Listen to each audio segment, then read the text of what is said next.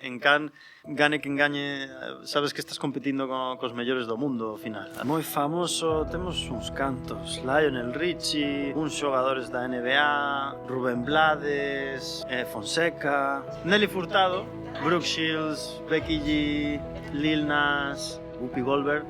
Que ten que ter unha historia para que digas quero falar disto. Temos varias que están en producción agora mesmo. Unha historia en Marruecos, outra en Colombia, pero además en Galicia queremos desarrollar dúas máis. Como é vivir en Nova York? Un estímulo constante. Culturalmente hai 1000 cousas pasando todos os días. A industria é moi grande ali. E se vas pouco a pouco dando pasos, as portas vanse abrindo. É verdade que se cumpres coas cosas que tens que cumprir, as oportunidades chegan. Eu levo un tempo dicindo que un sitio que faga ben a tortilla ou pulpo de churrasco, ali ten o éxito garantizado. Os amigos que teño máis cercanos fíxenos xogando fútbol. Co New York Galicia, precisamente. O equipo de representación de Casa Galicia New York.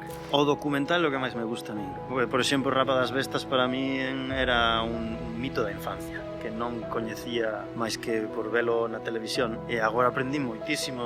Rapa ten boa saúde porque ten xente moi implicada, aunque Sabucedo é un pouco pequeniño, a xente desvívese por as bestas, eso é así, é un estilo de vida para eles e bien para estes animais. En outros casos, en canto unha xeración non ten interés na tradición, desaparece e xa está, pero aquí creo que sí, todavía van a estar dando guerra.